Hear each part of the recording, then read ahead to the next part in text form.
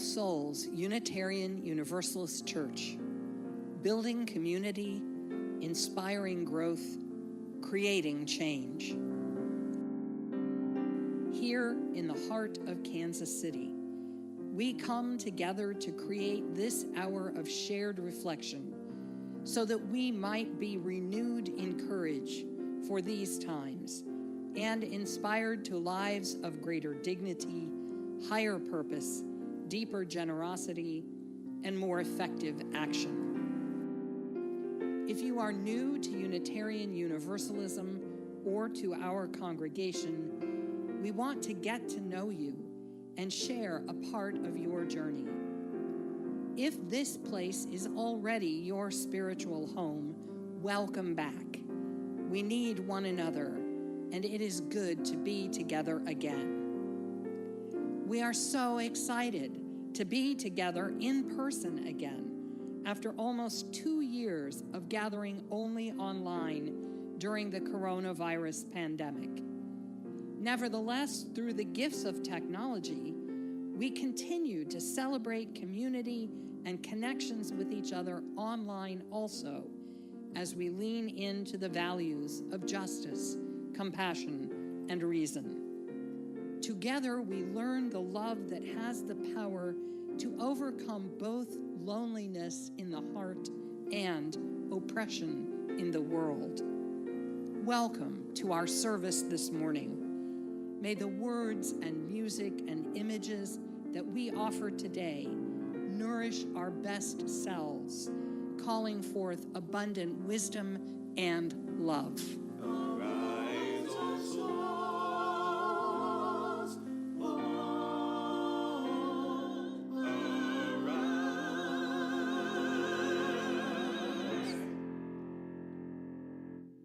Good morning.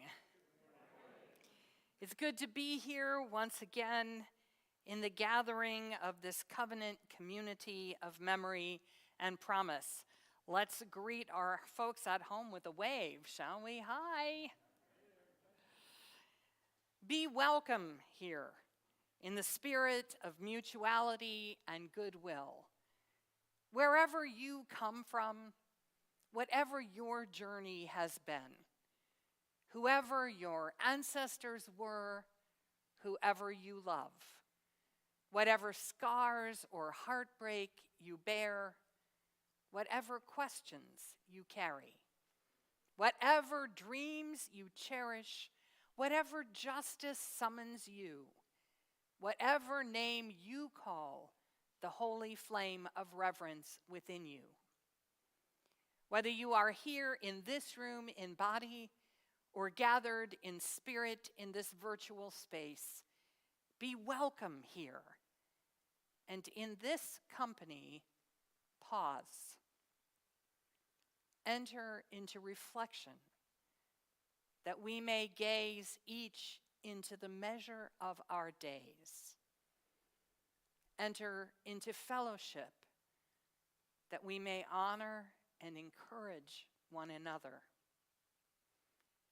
Enter into thought, that we may uplift our minds to great ideas. Enter into a story of heritage, that we may find our places in the march of time.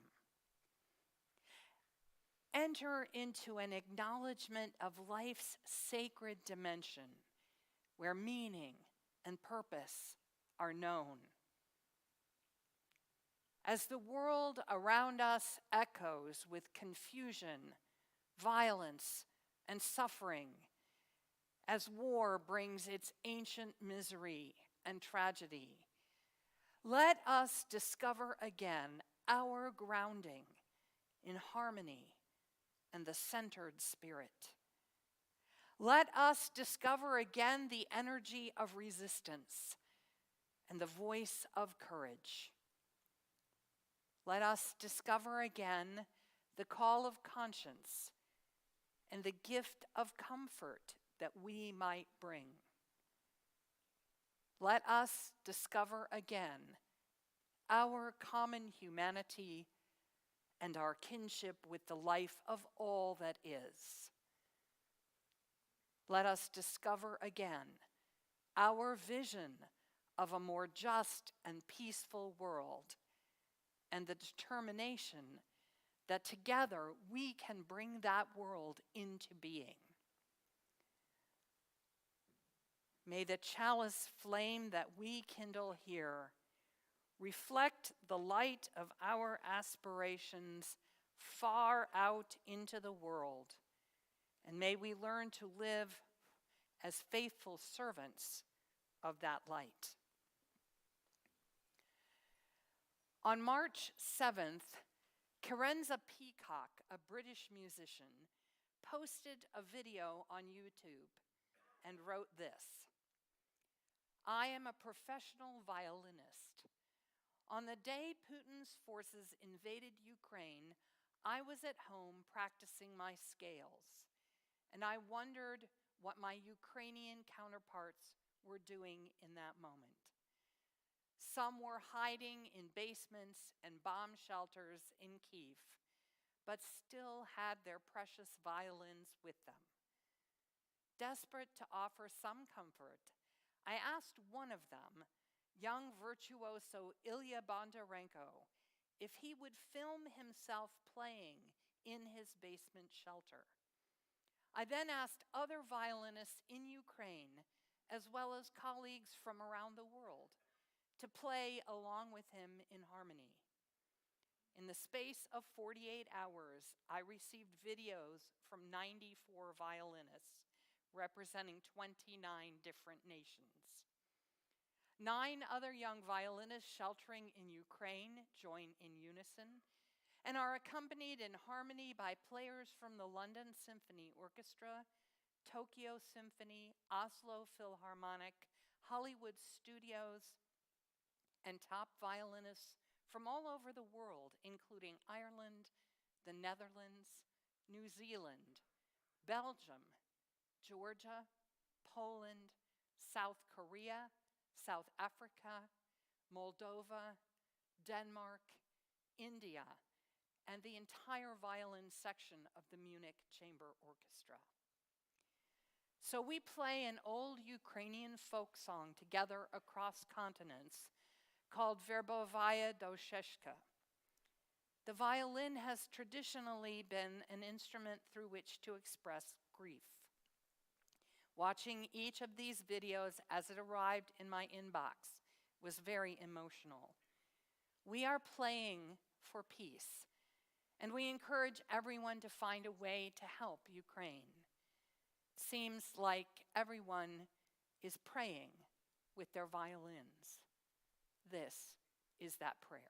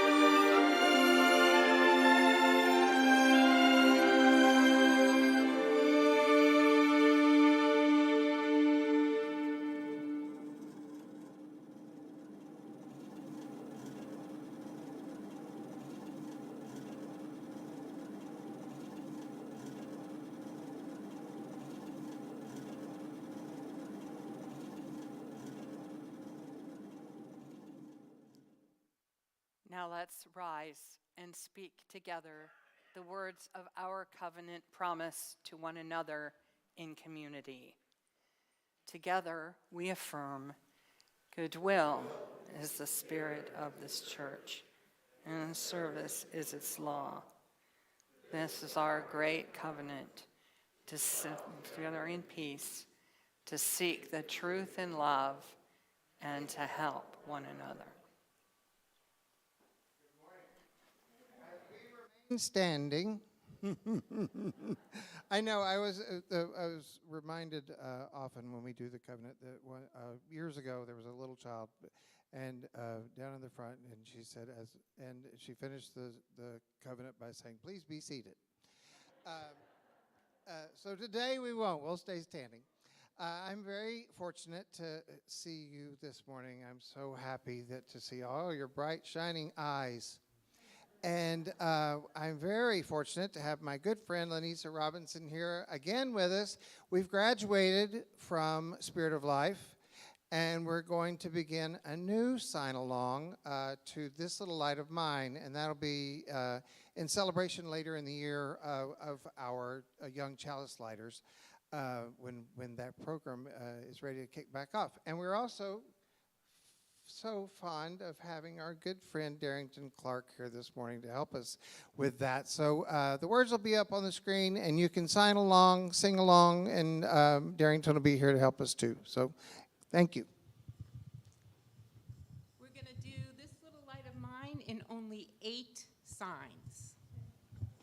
And we're going to make it fun. This one's going to be an interpretation as opposed to a straight sign along. We're going to do a little more creativity. We've gotten a little more sophisticated, right? We're ready for this?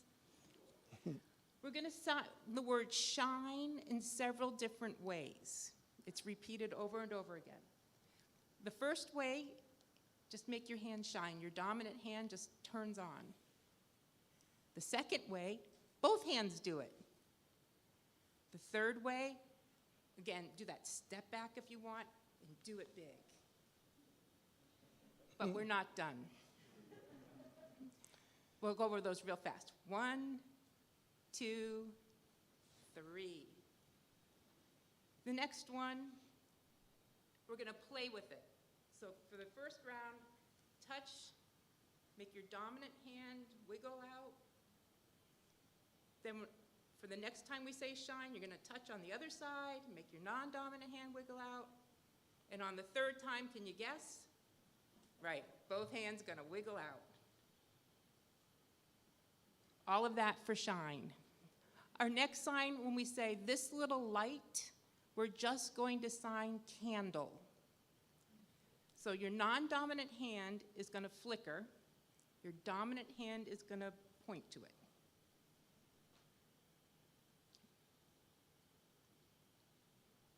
Mine. It's just a flat hand, your dominant hand over your chest. So the verse is, everywhere I go, I'm going to let. So we're going to go places 3 different ways. So for the first verse, we're going to walk. Everywhere I go. I'm just walking along. For the second verse, we're going to use this hand shape. This is ASL for the number 3. We're going to turn it on its side with your dominant hand. And this represents anything that you move around in with wheels. So it can be your bike, your scooter, your car. So just make it move. So if you want to make it be your car, you might go over a hill, roundabout. If it's your bike, you might go a little slower, or if you're a really good bike rider, even faster. And then our third way of everywhere I go, we're going to fly and show the whole world. So this hand shape is I love you. It also means airplane. Yeah, go figure. Since we're going everywhere, we're going to do it with both hands and fly and kind of make a curve to show we're going around the world. All right, only 2 more signs. The next verse is building up our world. So for building up, we're going to use, remember this hand shape from last time, the F hand shape? We're going to use it again, and we're going to bring it together. Then we're going to swirl it around. This is the sign for connect. And it's used in ASL most frequently as a very positive thing. You're building it up. You're making those connections. Connect. And our last sign is world. The hand shape is this, and you're going to use both hands again. So it's the W hand shape. Your non-dominant hand goes down to the side, anchors. Your dominant hand goes around, away from your body. So you start and go out and then back up. All right. Are we ready to try to put it together? Just follow along.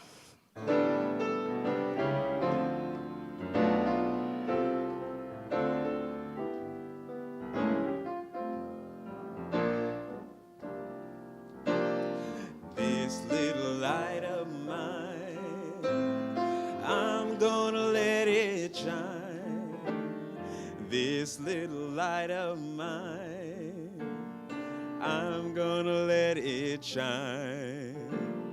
This little light of mine, I'm gonna let it shine. Let it shine, let it shine, let it shine. Everywhere I go, I'm gonna let it shine. Everywhere I go, I'm gonna let it shine. Everywhere I go, I'm gonna let it shine. Let it shine, let it shine, let it shine. Building up a world, I'm gonna let it shine. Building up a world, I'm gonna let it shine. Building up a world, I'm gonna let it shine. Let it shine, let it shine, let it shine.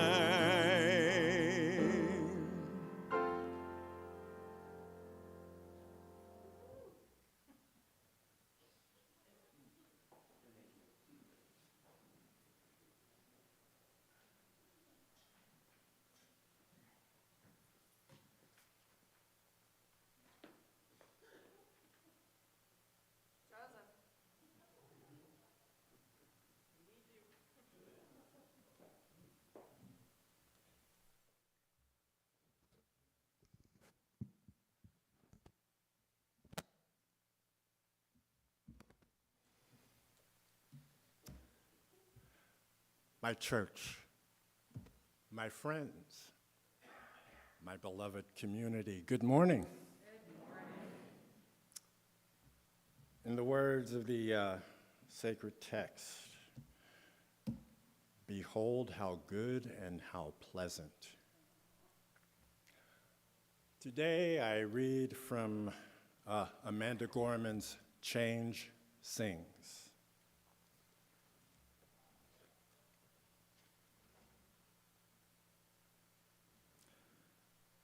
I can hear change humming in its loudest, proudest song.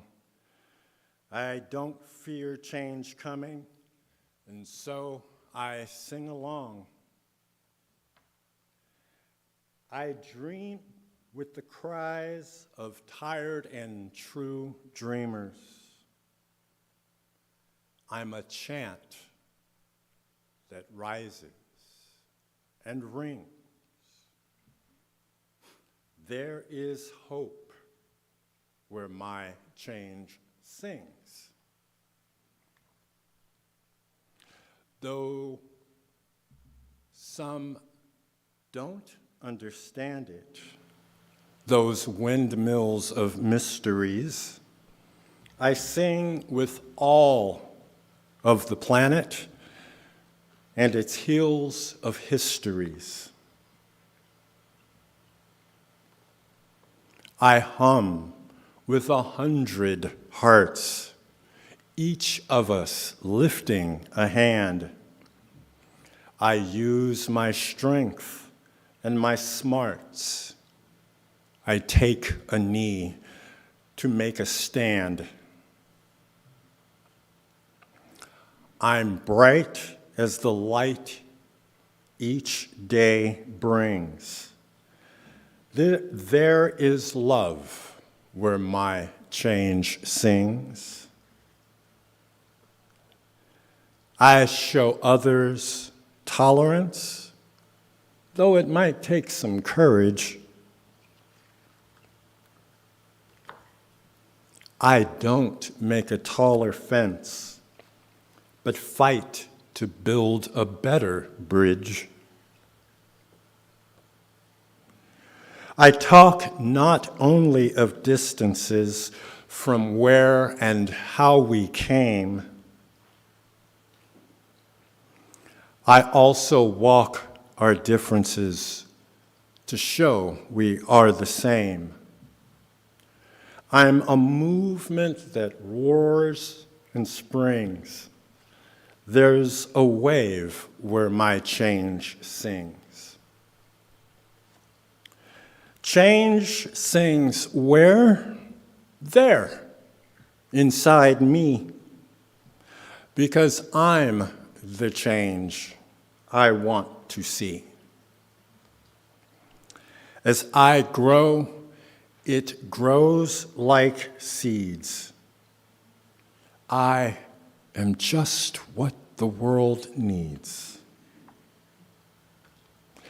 I'm the voice where freedom rings. You're the love your bright heart brings. We are the wave starting to spring, for we are the change we sing. We're what the world is becoming, and we know it won't be long. We all hear change strumming. Won't you sing along?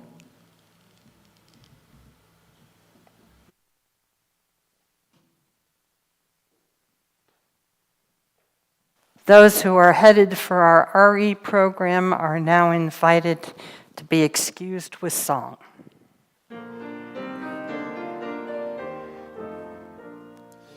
Go now in peace, may love guide all your ways. Beauty be the blessing of your nights and days. Truth on your lips and kindness in your deeds. Faith to follow where the human spirit leads.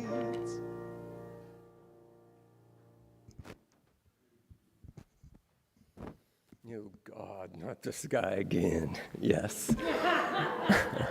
My name is Alex Westerfelt. I'm treasurer of the Board of Trustees. This week in the mail, I received 6 appeals asking for money. And I expect you receive as many in the mail. And yet here I stand before you with yet one more appeal. Where does the asking end? And of course, it does not.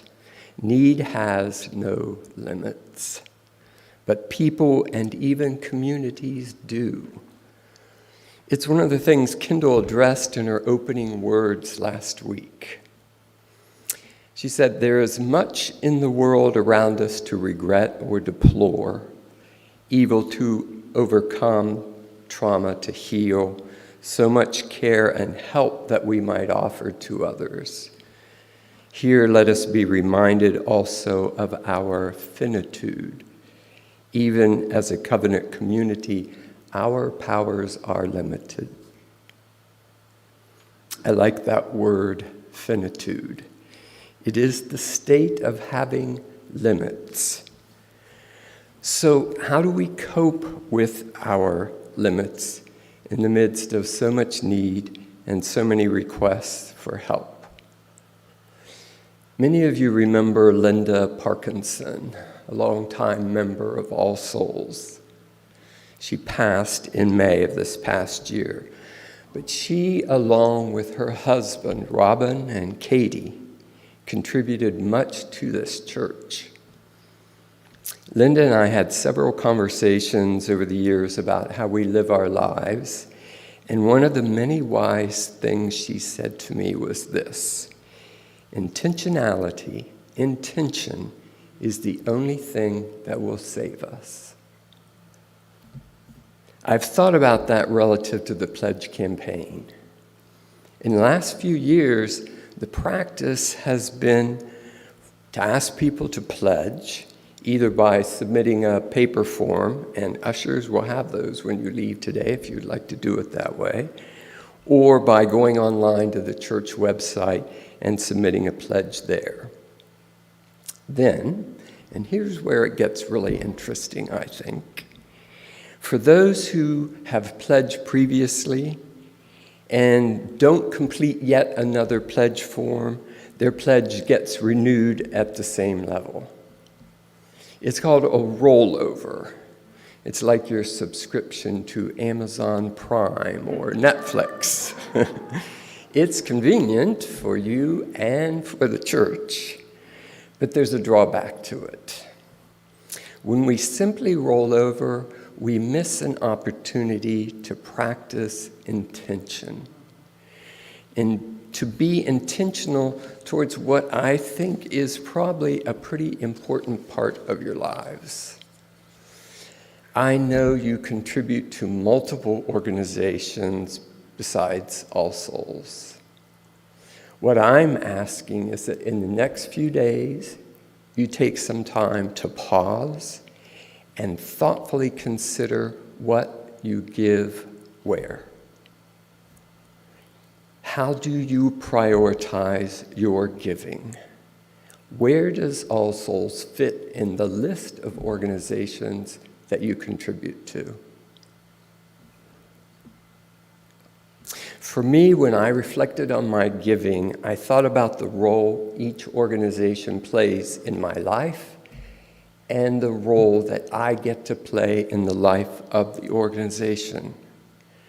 All Souls contributes more to me at a deeper level than any other organization I support. And All Souls is also the primary organization in my life where I get to participate in its life. Because of those two things, I reallocated my contribution portfolio, if you will. The bottom line is going to stay the same for me, but All Souls is going to get more. I wonder if you can reallocate your contribution portfolio as well. And I want to encourage you to be intentional not only in your pledge of money, but your pledge of time as well. All Souls is constrained in its growth not just by the budget, but by the volunteer time we have as well. From greeters and ushers and auction helpers, to gardeners, to cooks, to choir members. You can volunteer with Caring Connection Committee, whose work most people never see until they need it. You can even get into the weeds of finances and human resources if you're so inclined. Shoot, you can even volunteer to be one of the people who ask for pledges. The church needs you as much as it needs your money.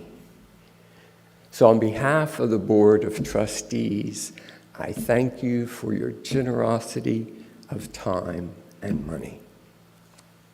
Thank you.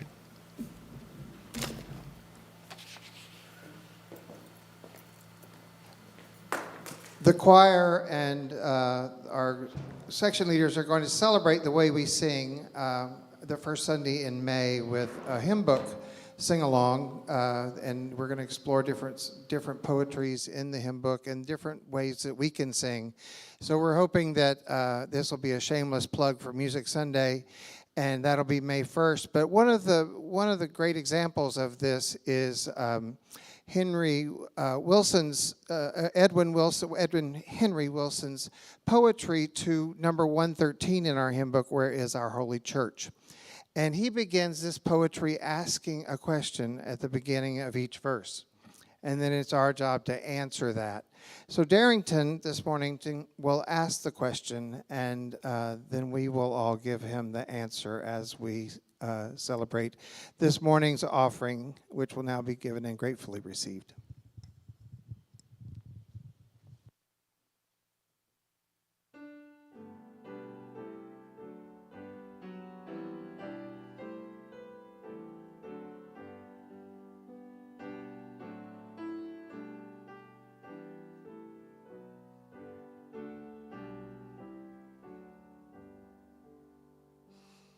Where is our holy church, where race and class unite as equal persons in the search for beauty, truth, and right? Where is our holy writ, where'er a human heart a sacred torch of truth has lit by inspirations taught? Where is our Holy One? A mighty host respond. The people rise in every land to break the captive's bond. Where is our holy land? Within the human soul, wherever free minds truly seek with character the goal. Where is our paradise? In aspiration's sight, wherein we hope to see arise 10,000 years of right.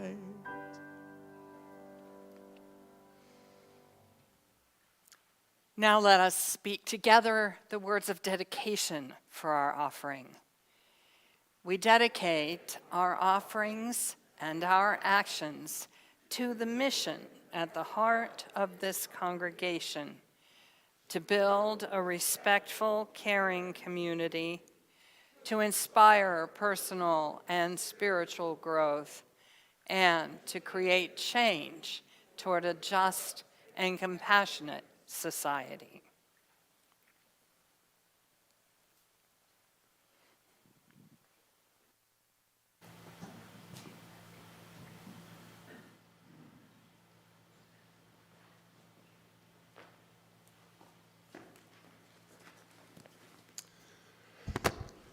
Our reading today is from Future Church, Predictions for the Next 10 Years by Brandon Kelly. What will the church, specifically in North America, look like in 10 years? There is a convergence of trends happening right now that I see make for an intriguing outlook for the future. Think about how much has changed just in the last 10 years. Future Church prediction is risky business, but consider this. There is a wave of succession coming, and churches that ignore it will rapidly decline. The churches that were started in the 70s, 80s, and 90s that have thrived are still being led by their founding pastor. And as the founding pastor ages, the need to take succession seriously is growing dramatically. No matter what the church's context, there is a wave of retirement coming in the next 10 years, and the churches that ignore this and try to fill their leadership positions reactively will struggle, and many will rapidly decline. Gen X and millennial leaders will increasingly be in positions of senior staff, and this, I'm sure, is hard to imagine for many lay leaders. But it's coming fast. The churches that decide to be intentional about pastoral succession will thrive in the next 10 years and beyond. A church's programming will either simplify or it will be a catalyst for the church plateauing. The more a church will offer in way of programming and events, the less engagement the church will have. Now, that's not to say that a church should offer zero programming, not at all. But in thriving churches, the mission and the vision will be so crystal clear that the church can decide what it is willing to say no to. Busy churches will continue being plateauing churches. Laser-focused churches will continue to be thriving churches. How we make disciples through programs must simplify. More resources will go to children's ministries. If the kids love your church, their parents will want to come back. If the kids can't wait to leave, their parents will likely not return. Instead of having the kids meet in the stuffy basement, more churches will devote resources to making the children's ministry experience top-notch. The children's ministry staff will get more resources, not only for their environments, but for their summer programs, like Vacation Bible School or the like, and for additional staff. Youth ministry will be a crisis for some and thrive for others. The youth ministries that see themselves at a ministry that exists to disciple youth will thrive, but it won't be easy. Youth ministries that are traditionally program-driven will struggle tremendously. Emphasis on digital strategies and communication will need to increase, yet the table will be the best gathering place.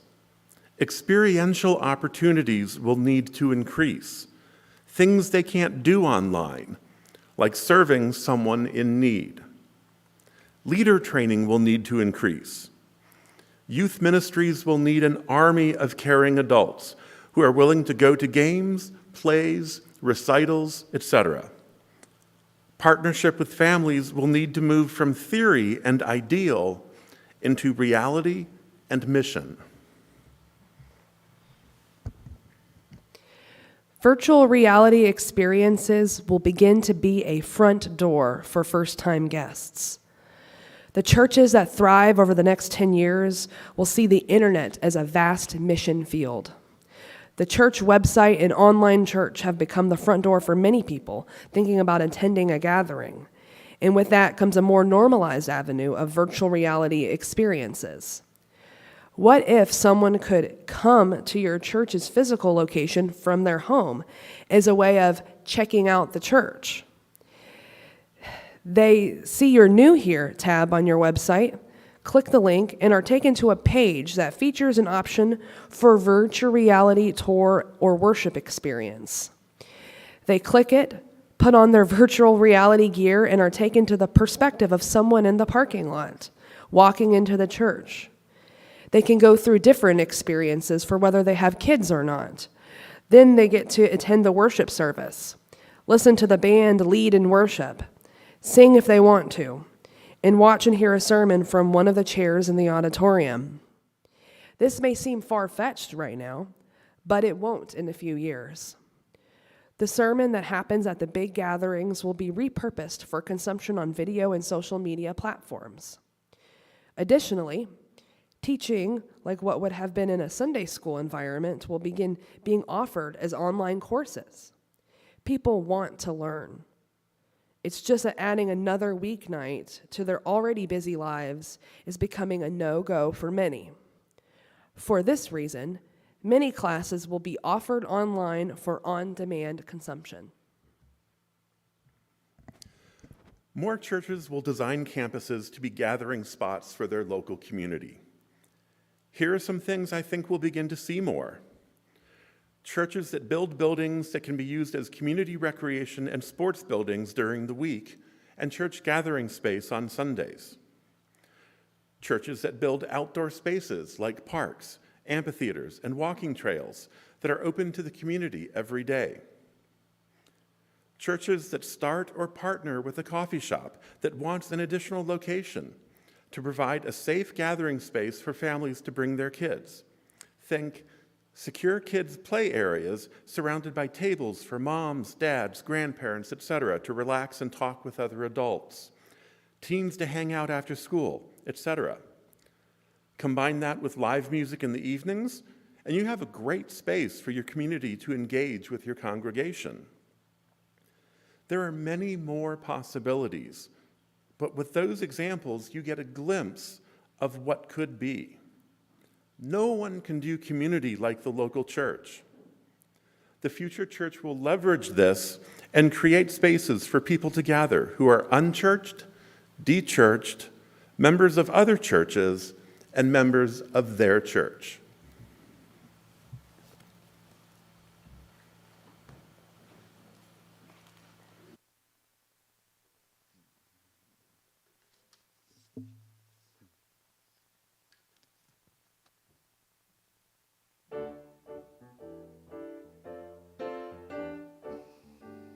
As I was walking down the street one day, a man came up to me and asked me what the time was that was on my watch, yeah. And I said, does anybody really know what time it is? Does anybody really care?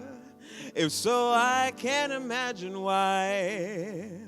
We've all got time enough to cry. As I was walking down the street one day, a pretty lady looked at me and said her diamond watch had stopped cold dead. And I said, does anybody really know what time it is? Does anybody really care? If so, I can't imagine why. We've all got time enough to cry. And I was walking down the street one day, being pushed and shoved by people trying to beat the clock. Although I just don't know, I don't know. And I said, does anybody really know what time it is? Does anybody really care?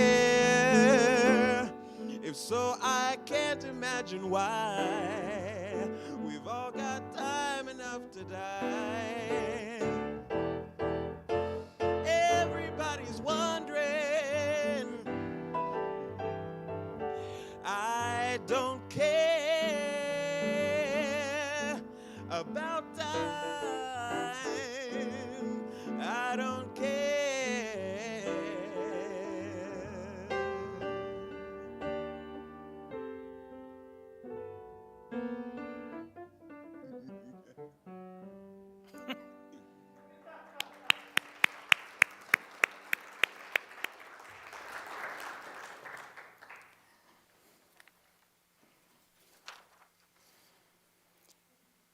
Sometimes change is just annoying, like having to remember to set our clocks forward every spring and losing an hour of sleep. Irritating, but manageable, like Zoom meetings. Sometimes Amanda Gorman is right, and change sings. Sometimes change is creative and redemptive and community building. Sometimes it brings new life or liberation or a whole new form of human connection, like the internet. On the other hand, sometimes change just stinks. Sometimes change means that the world as we have known it will never be the same again in sad and horrible ways. The COVID pandemic has killed millions of people and changed all our lives forever. War changes everything, lives and cities and landscapes and history. When we lose a friend or a loved one to death, change can be awful. And then sometimes change changes the forces of change. This is, for instance, the first war I'm aware of in which surrendering troops can call their mother's cell phones to let them know that they have become prisoners of war. Our All Souls congregation is also undergoing significant changes, which will be unfolding soon. We have already said farewell to Judith Cady at her retirement and are in the process of redesigning the structure of our ministry for children, youth, and families. Next week, our hardworking Conover renovation team will invite you to experience the results of their projects during the time our building has been closed. The search team is hard at work, preparing to interview and recommend candidates for a 3-year contract ministry with a focus on youth and young adults, and to partner with me in the duties of senior minister as I transition to half-time position in preparation for retirement when I hit 70. The technology of our worship experience has been substantially improved by the demands of COVID precautions and will always be multi-platform in the future. Social media is an increasingly significant form of our communication with each other and of our presence in the larger Kansas City community. Many of these changes have been put in process to address the same issues that are raised by author and pastor Brandon Kelly in his predictions for the coming 10 years in the North American mainline and contemporary church. Succession planning, ministry with children and with youth, use of electronic media. We haven't completely mastered any of these, but we are grappling with them, committing resources to them, exploring their implications for our particular community, and taking account of our capacities in these areas. We know that rising generations are looking for something more useful and relevant than their grandparents' church, and that today's parents are not going to spend precious family time on a Sunday morning experience that their young children don't enjoy. We are aware that no ministry, no matter how competent or beloved, goes on forever, and that poorly planned transitions often go badly for all concerned. We have come to understand that technology change is not about everybody getting comfortable with a new plateau. Rather, it is about empowering those who are savvy, curious, early adopters to lead the rest of us in constantly moving forward, adapting as we go, so that our institution does not dwindle into a quaint anachronism. We know that all of this involves change, and change requires energy, money, and discomfort, even change that sings. In order for these changes that are already underway to be successful, we are all going to need to invest in them. We need to give Melanie Yackel resources to work with as she brings new ideas to life among our children, and builds relationships among them and their parents and elders throughout our community. She is going to be asking for money and for help. We are going to need to welcome a new person into a central role in our institution so that we can keep envisioning a more vibrant life together, even as I more carefully protect my health and energy and relationships beyond this community. That change will mean adapting to team-based leadership and committing even more strongly to clear, respectful communication and to sustainable systems and healthy boundaries. Several of our ministry program teams have withered from attrition and will need a new infusion of volunteers to reimagine their work. Our online presence, including dual platform worship services and remote meeting connections, is going to require equipment maintenance and creative updating as the technical possibilities continue to evolve.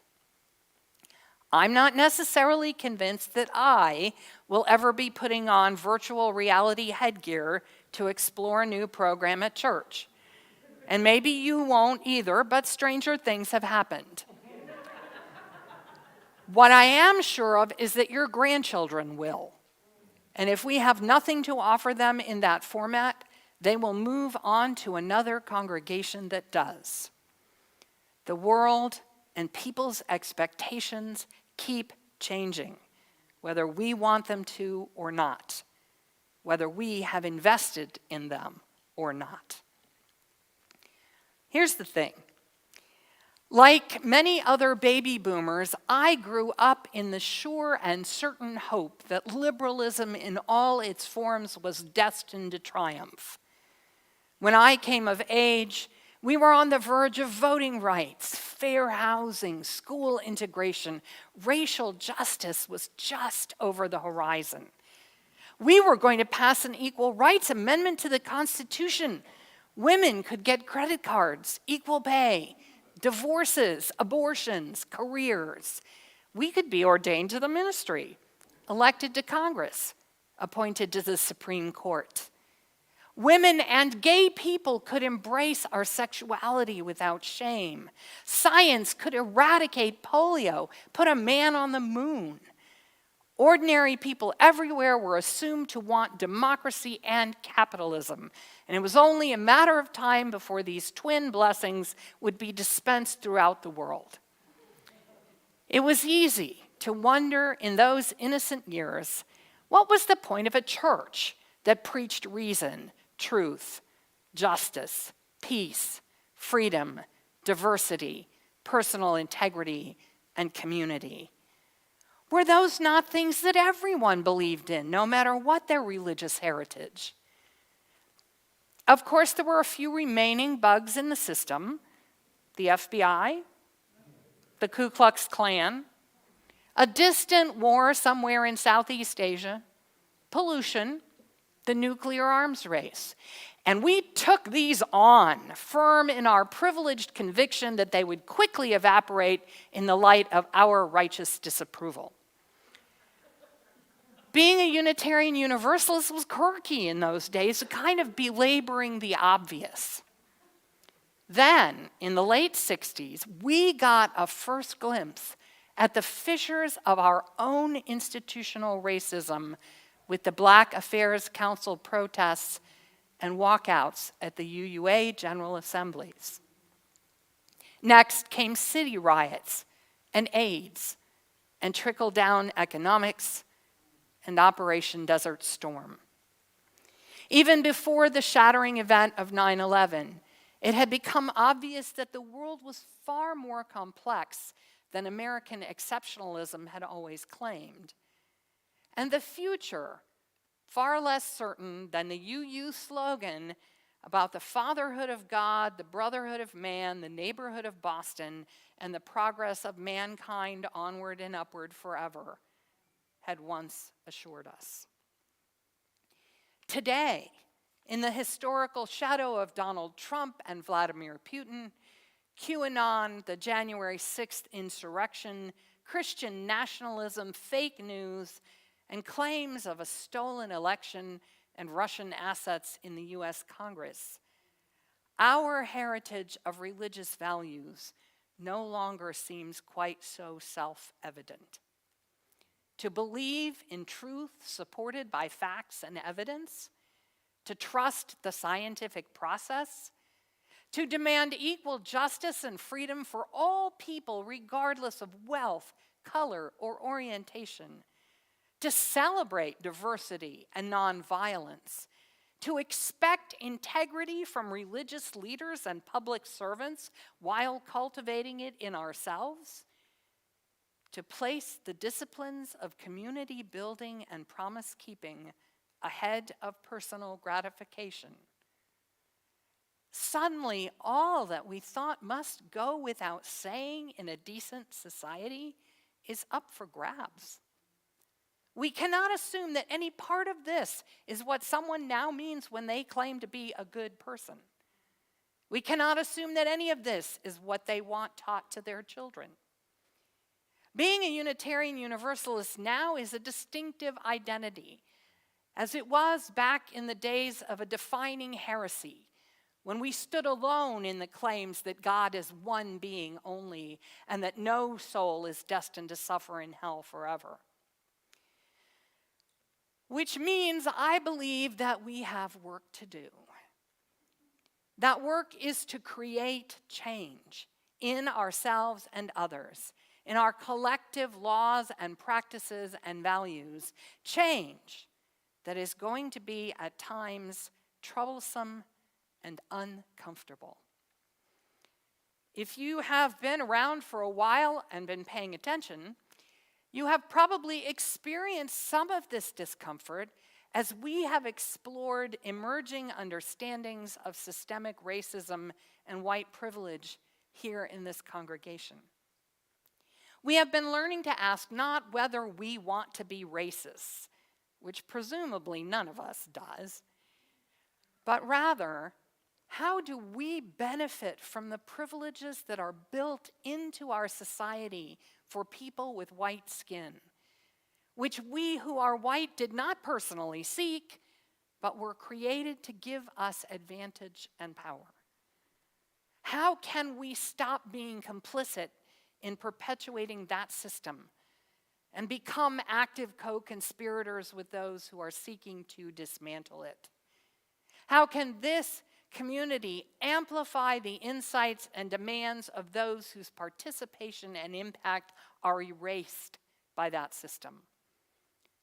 These are troubling and sometimes dismaying questions, which at times can call forth a whole new understanding of our history, our heroes, our institutions, and our cherished traditions. Sometimes change is just hard. Now, while I deeply believe that no person and no institution has a right to urge upon others values and expectations that they do not practice themselves, I also believe that it is not just ourselves that we aspire to change. We hope to be the change we want to see, yes. But we want to see that change reverberate beyond ourselves to create a better world for other people and creatures and the entire planet.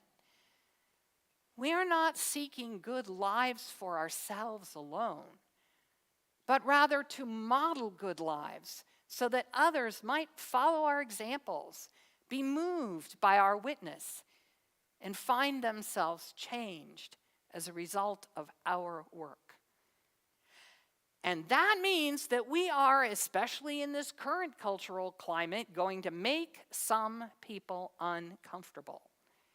When we demand accountability among our politicians and our corporate leaders, we will make some people uncomfortable.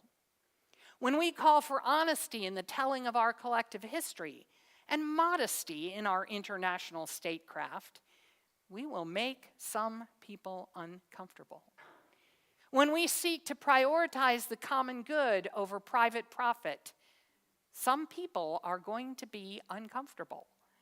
When we lift up the stories of oppression and suffering and offer comfort to those injured by cultures of domination, we are going to make some people uncomfortable.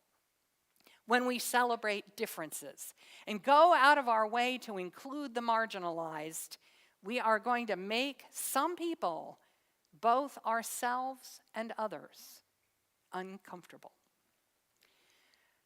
So, the only way we can be sure that this congregation stays true to our values and is willing to make trouble and create uncomfortable change in the world in the service of those values is if we ourselves own it.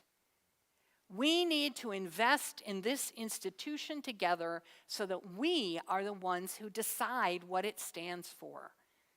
Because if we become dependent on a handful of mega donors, then the wealthy will own this church, and we will hesitate to make rich people uncomfortable. If we accept a lot of money from the government or commercial interests or other outside sources, then the state or the establishment will own this church, and we will be reluctant to make politicians and corporations feel uncomfortable. Folks, if we are going to be true to the values upon which this congregation was founded and carry its transformational mission forward into the future, we are going to create discomfort because we are going to be working for change. The only way that is sustainable is if we own this church, so that the various forces of domination cannot tell us what to do or think or say, or whether to advocate for change that challenges the power of the status quo. And that is why this pledge campaign and your consistent financial support matter so much. It is the only thing that keeps us independent, so that we are accountable to our values and our mission and to each other, not to big donor interests. I hope that everyone here today has already thoughtfully reconsidered your giving to this congregation and how much it matters to you that we continue to represent the values that All Souls and Unitarian Universalism have always advocated for. Change is in store for us. That is inevitable, especially now as the whole world emerges from the shadow of the pandemic into the shadow of war. Dearly beloved, we have a witness to make and a call to answer. We are gathered here in the service of truth and reason, of human dignity and decency, of responsible freedom and the long arc of justice. If we do it right, if we mean it, we are going to make people uncomfortable, starting with ourselves. But remember this, change also sings. Change is the power that can make tomorrow different and better, that can pass the light to a new generation with new ideas to incarnate long-cherished values more beautifully and joyfully than ever before. If we are willing to invest in this institution so that it belongs to us, so that we can hand it along freely to those who follow, then we own the future. The forces of prejudice and privilege, of ignorance and violence and greed, of domination and destruction are raging before our eyes, undisguised in their hatred and hunger and lies. This is no time for timid convictions or half-hearted support. This is the time for change that sings, that summons us together to answer the call of love resoundingly. a time to invest in the future we long for and go all in for a faith that insists we can be better people in a better world for everyone. I'm told that Jesus used to speak of a kingdom that was both now and not yet, a change of the human spirit into a love and awareness that was somehow divine. I don't hear anything supernatural in that message, just the encouragement to risk the discomfort of change in the service of the creation that was meant to be, and the future we have always glimpsed in moments of vision.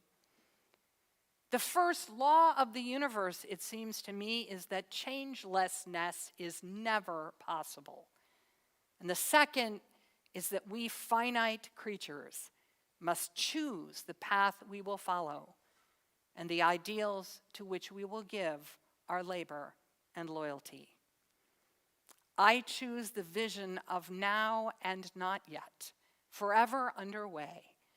The call of love that is also the song of change, the community of faith that invests itself for the sake of a future that we create together. And so let us carefully sing.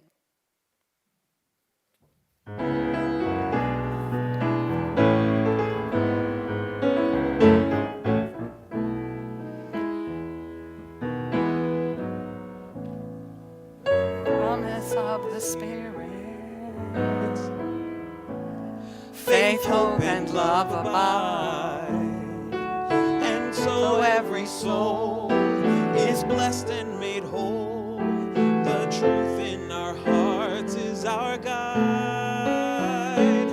We are answering the call of love.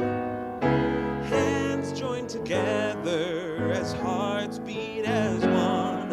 Emboldened by faith, we dare to proclaim we are answering the call of love. Sometimes we build a barrier to keep love tightly bound, corrupted by fear, unwilling to hear, denying the beauty we found. We are answering the call of love. Hands joined together as hearts beat as one. Emboldened by faith, we dare to proclaim we are answering the call of love. A bright new day is dawning when love will not divide. Reflections of grace in every embrace, fulfilling the visions divine. We are answering the call of love. Hands joined together as hearts beat as one. Emboldened by faith, we dare to proclaim we are answering the call of love. We are answering the call of love.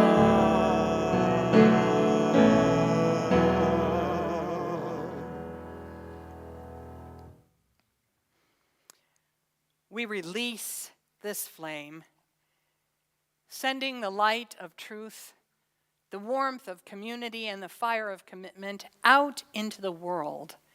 And these we also carry in our minds and hearts until we are together again. Now let us go forward into the world in peace, being of good courage, holding fast all that is good and rendering good for evil.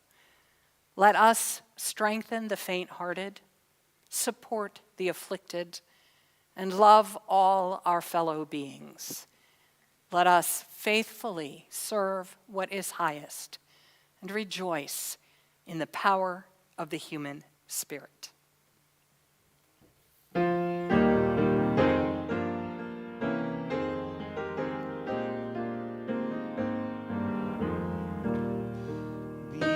ours a religion which like sunshine goes everywhere. Its temple all space, its shrine the good heart, its creed